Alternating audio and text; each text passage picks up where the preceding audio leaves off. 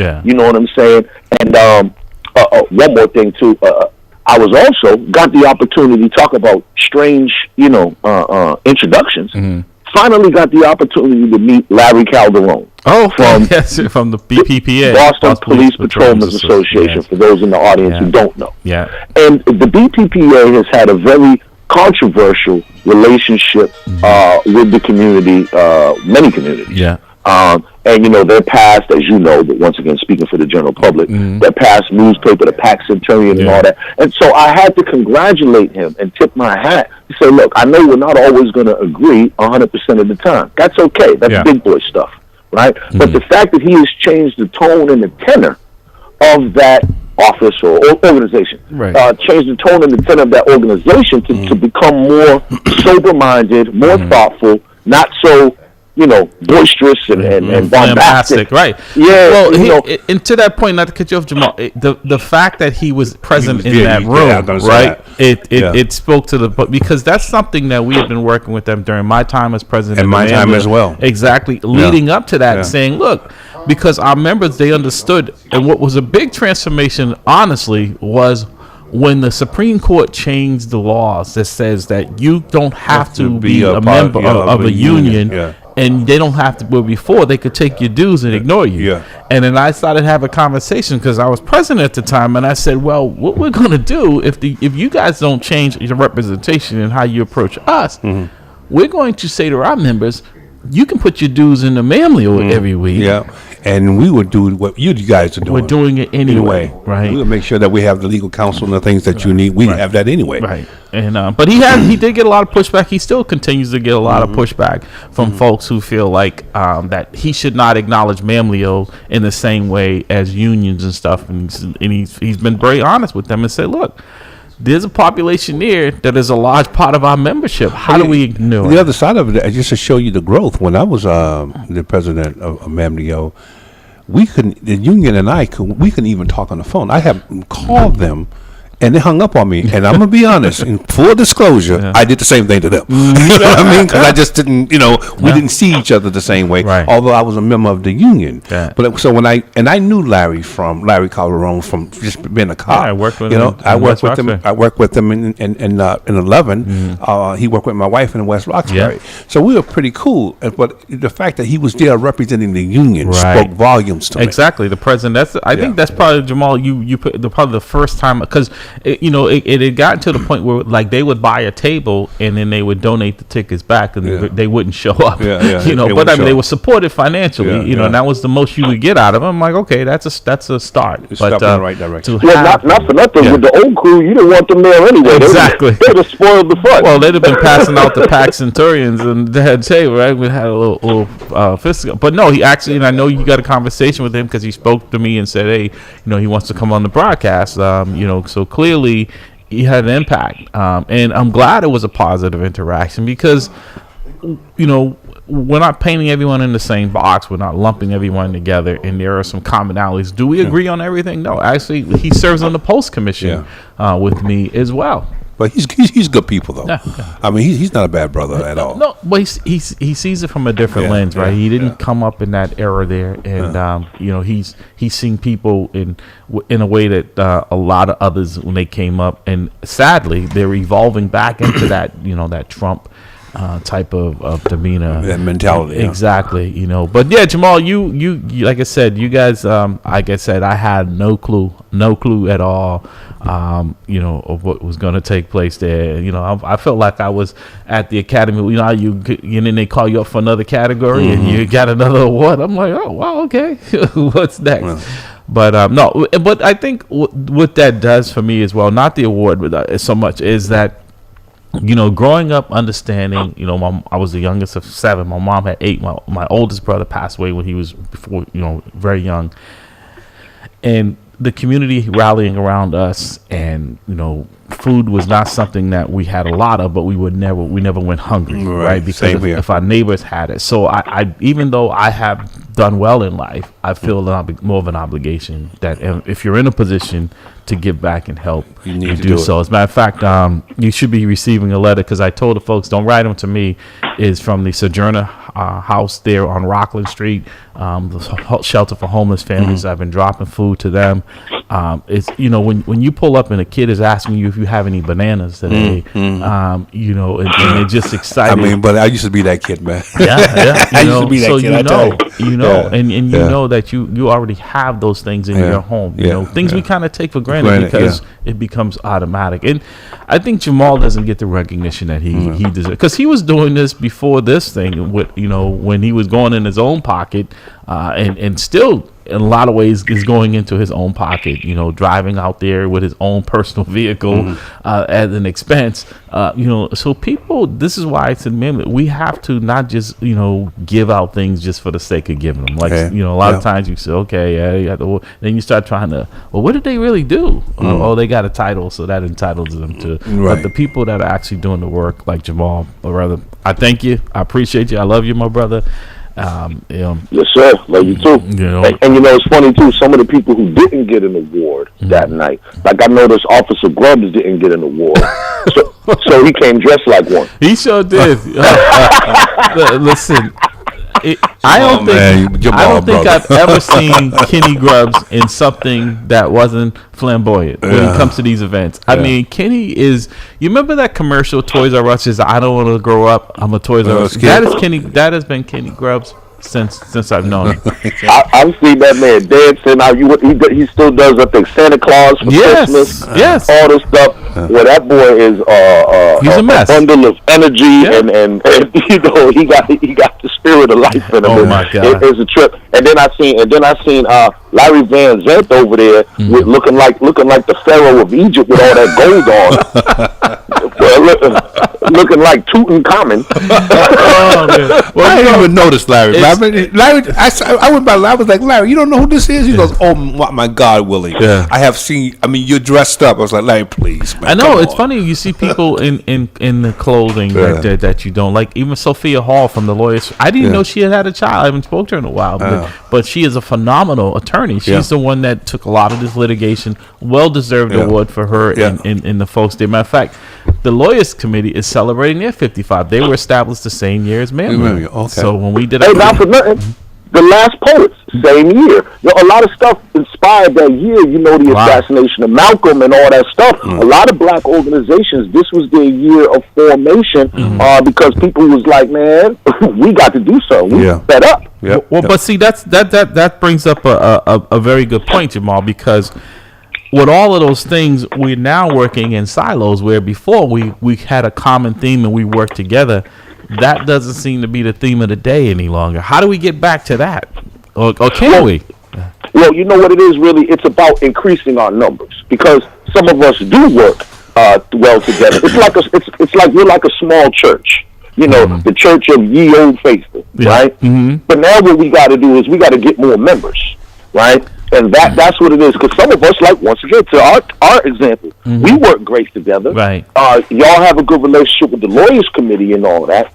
But if we were as, let's say, popular as some of these other organizations that seem to get a lot of attention but produce very limited results. I mean, like, if you look at the track record of MAMLEO, for instance, from the stuff that you guys have done on the philanthropic side, to the law cases. I mean, you just won. $40 million. And I think I just said that was another one of my little shtick lines I didn't get a chance to do. But while people was talking about defunding the police, defund the police, and then the state ended up having to refund the police. I like that. I'm gonna steal that from you. But you're right. But see, this comes to what I was taught under the tutelage. I came up under John Wells, Billy Celester, and those folks, and there seems to be a little distance between the young officers because there were some in the room, but not as much. Like you said, you saw a lot of the older retirees. That next generation, it concerns me. Jeff Lopes, Dr. Jeffrey Lopes, gives me hope because he's a young man that they were continuing. But it has been very difficult to find people to come in and replace the leadership who actually want to carry out the mission and not see it as a catapult for themselves for some personal gain. But I also think that the time is different. It definitely is. I think the sense of urgency is different. During the time of the creation of MAMLEO, that year, the 68 years, 64 to 60 to 70, that time frame, because we had lost so many fighters, so many civil rights fighters. Because just due to the fact that folks saw that, if we don't take these people out, we're going to lose what we have. Right.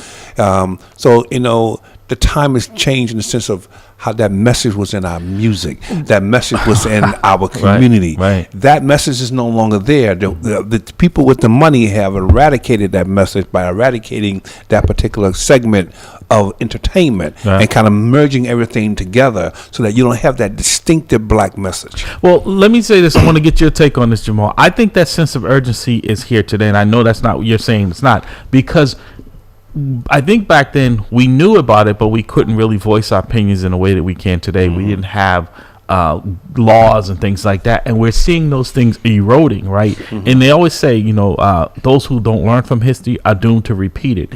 And all the signs are there that we're regressing, and you look at the laws that people want to change, and you can't read about books about black people or certain things. So I don't see the sense of urgency from this generation saying that they have learned our lesson and they don't want to learn it the hard way, because a lot of what we've had to do at MAMLEO was, on all honesty, is we took our foot off the gas. We said, Billy and them had taken care of all this, right? All the lawsuits they had filed of discrimination and things of that nature.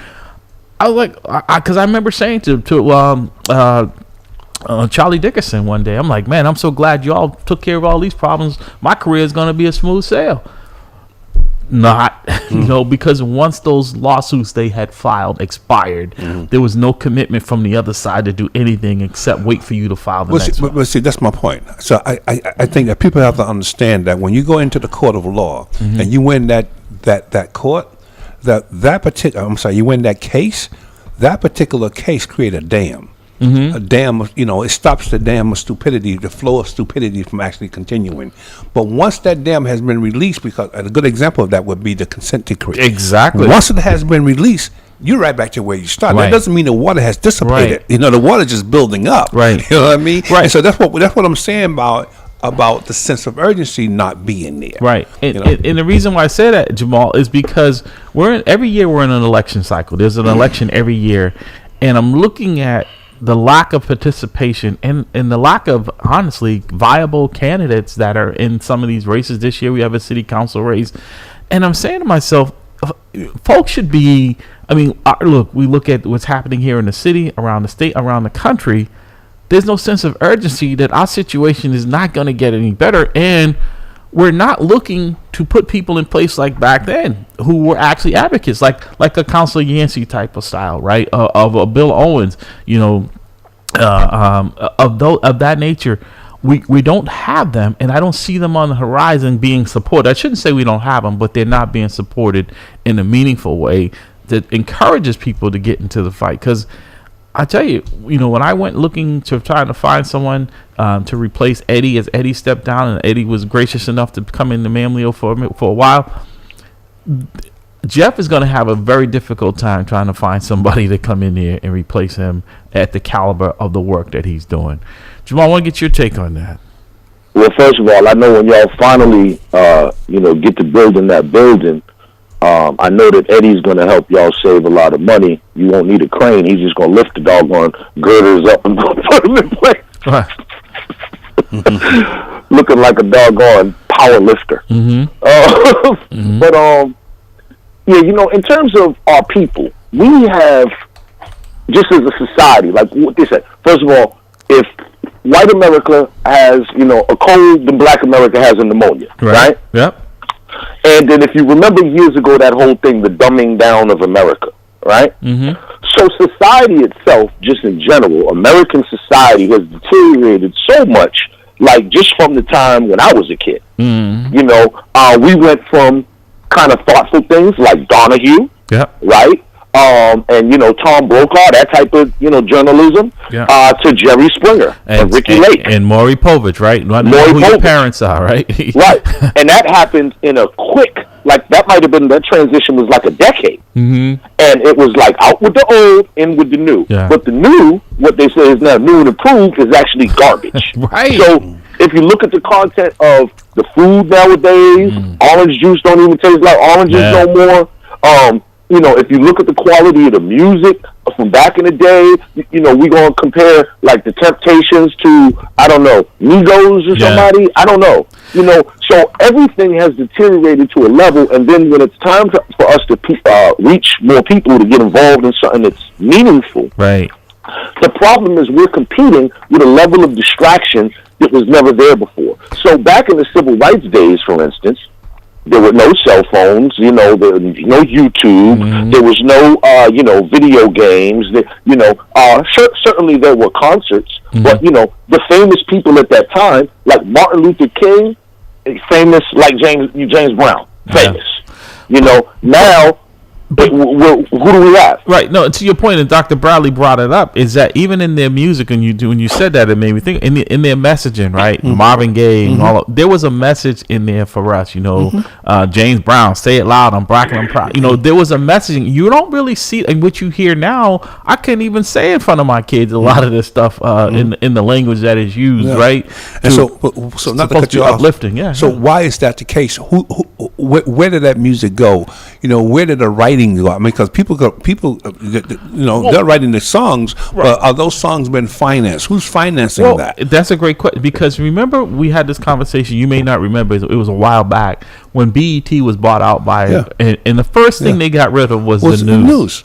The black news, right? And why? And because of the fact of the education component, right? And the sense of more pride. Entertaining, yes, right? More videos, right? Yes. And I'm saying to myself, well, you don't think we need to be educated, right? So how do you call yourself black? I guess black entertainment television, but you remove the news from pretty much the only source that we had that you could get 30 minutes of news about things that were happening, voting, things like that. So the lack of informant in education, the Boston Public Schools is a perfect example. Well, you're right. It's a perfect example. What just hit my mind? Do you pay? Well, we all pay for television now. In the past, we used to get it for free. Right? It was 3 channels. You got it for free.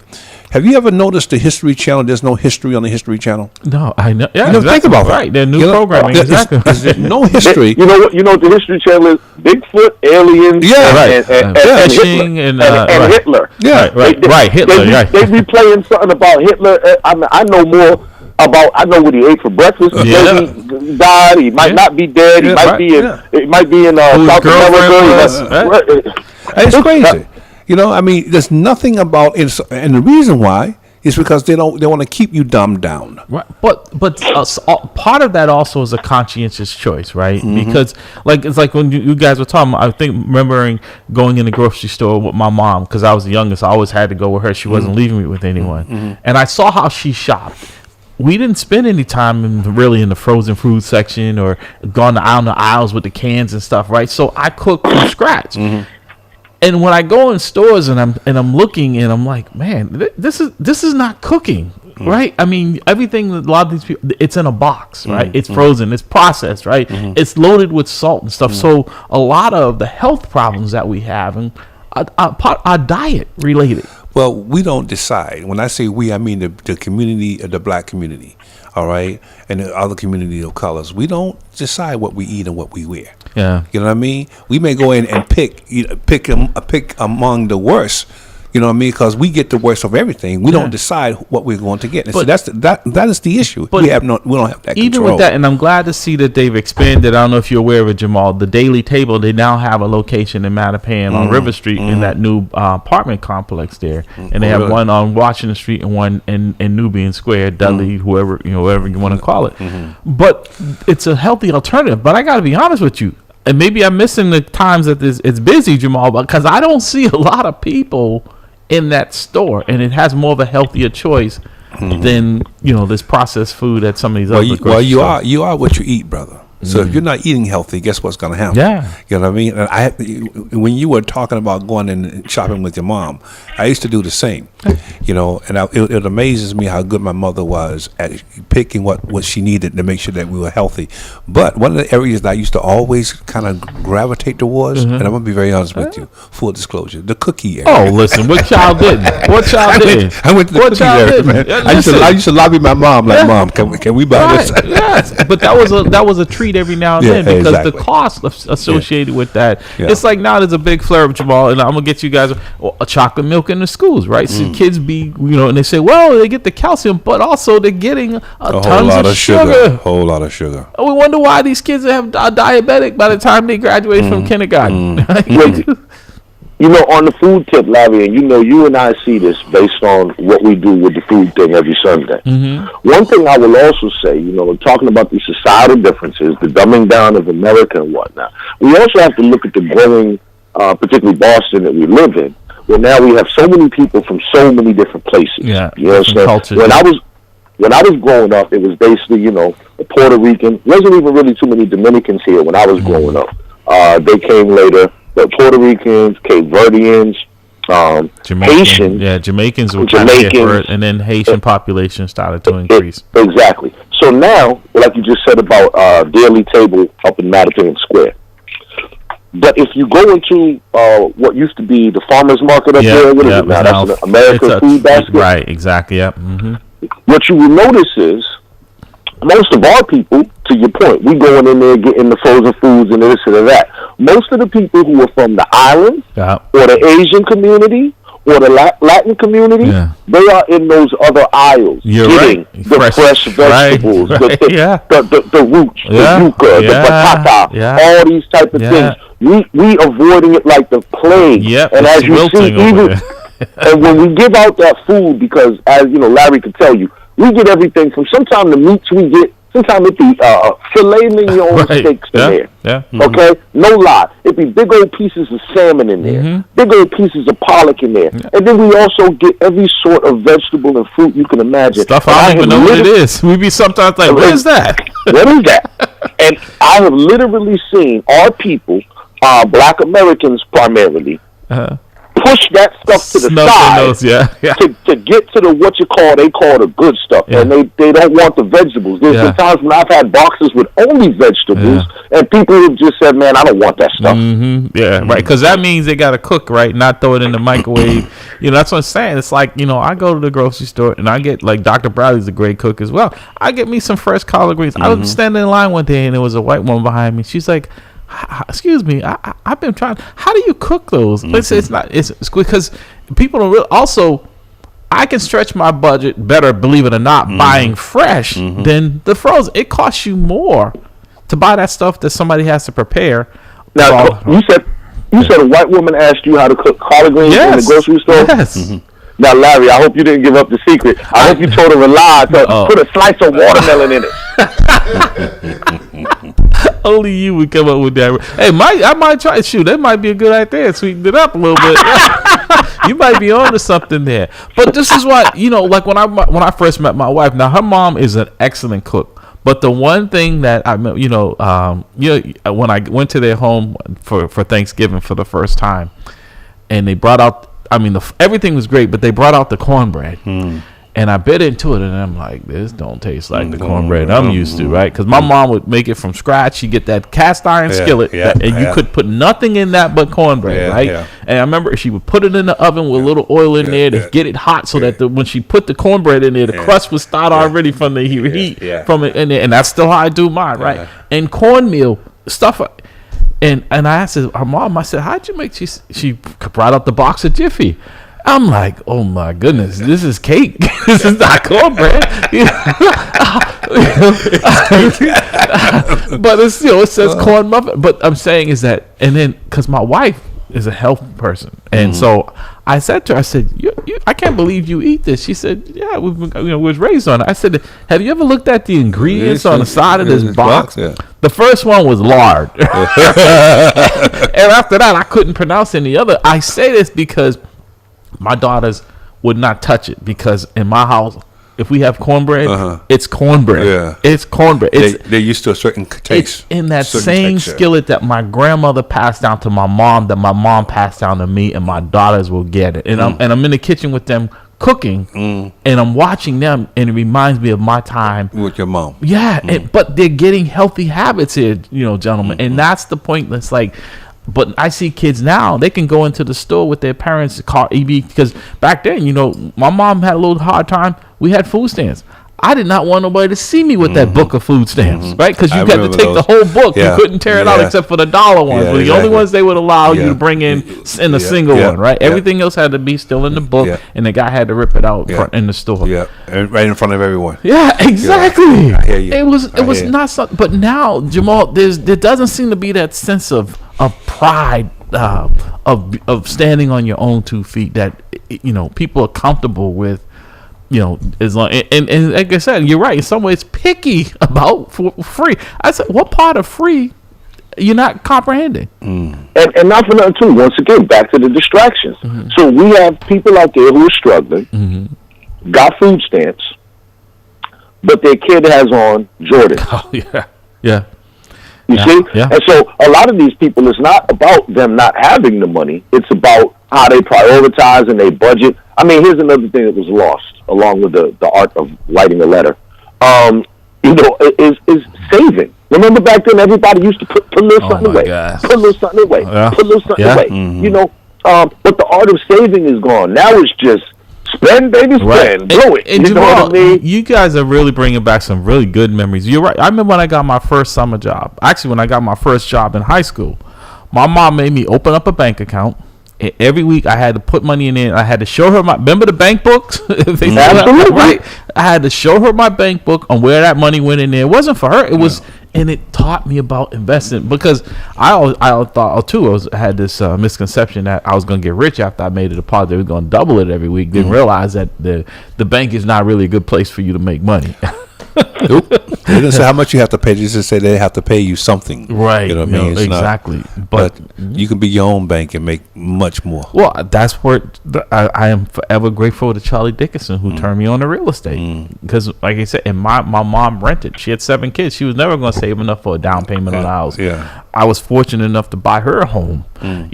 But that also is how I know that my children will have a leg up, right? Because remember when they came out with that study about black worth in Boston being $8 and $247,000 for other people, and we knew, like Jamal, your grandmother, the house, I think you guys recently sold the house that you grew up in, it's your grandmother's house, right?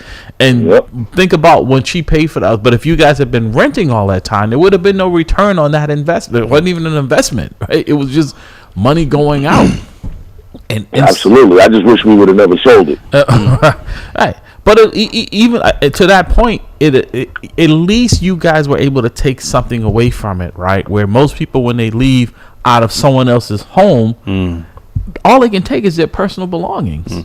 Right. And so but then again, Larry, in all fairness to the people, the generations before us, that was what they had. Right. You know what I mean? They had to.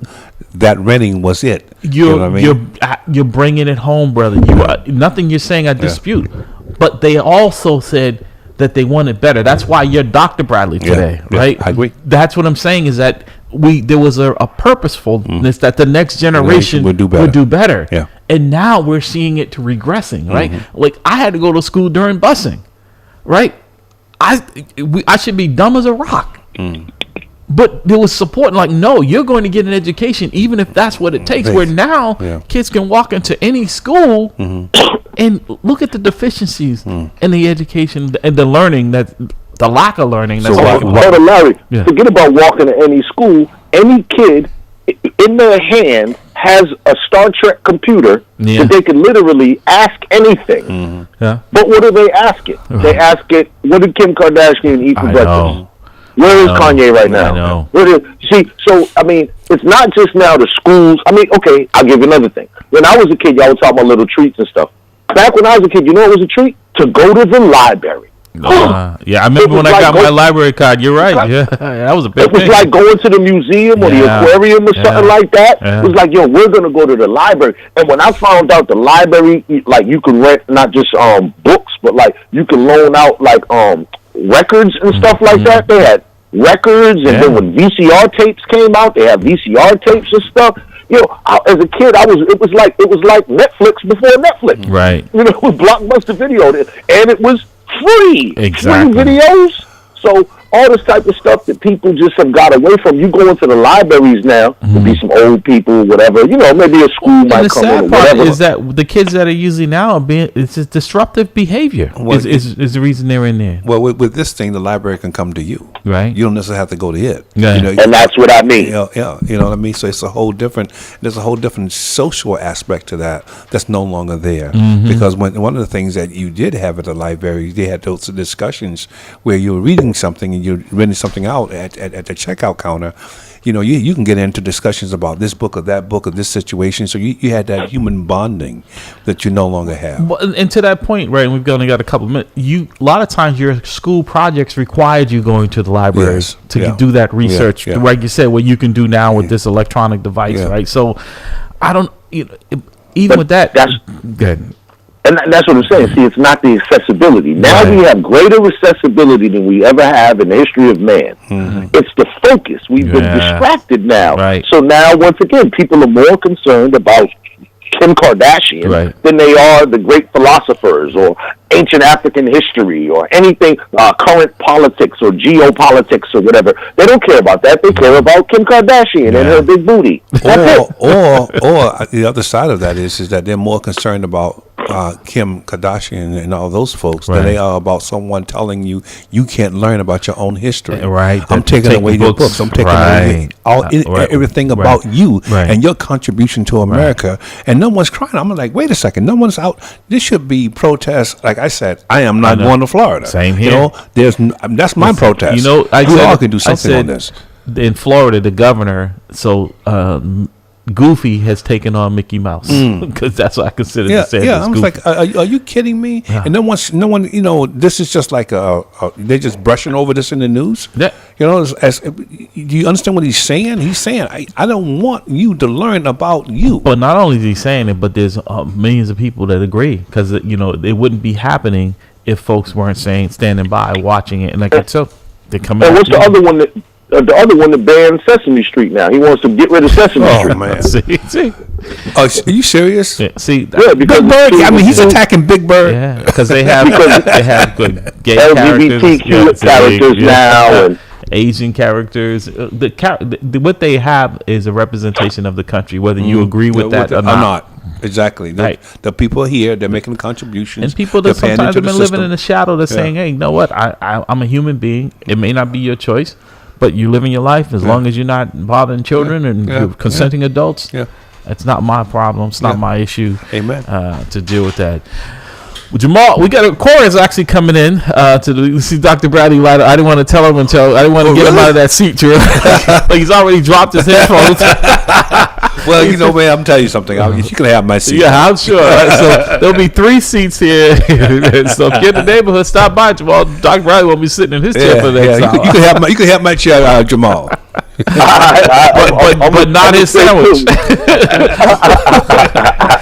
Hey, keep listening. Matter of fact, call back because they got they actually have some grants that they're going to be talking about that are available and actually for some of the work that you're doing, you know, feeding families and stuff. And actually, you know what? Hey, you qualify for your gas that you're spending every day. That is a legitimate expense. So tune in and call in. Because he said you should be able to receive some of that to help offset some of your costs there, brother. Absolutely. And I hope the next hour after that we get to talk about some of the politics and the news. Oh, absolutely. Absolutely. All right, brother. Definitely. Peace. Okay. Yep. Peace out, bro. Right.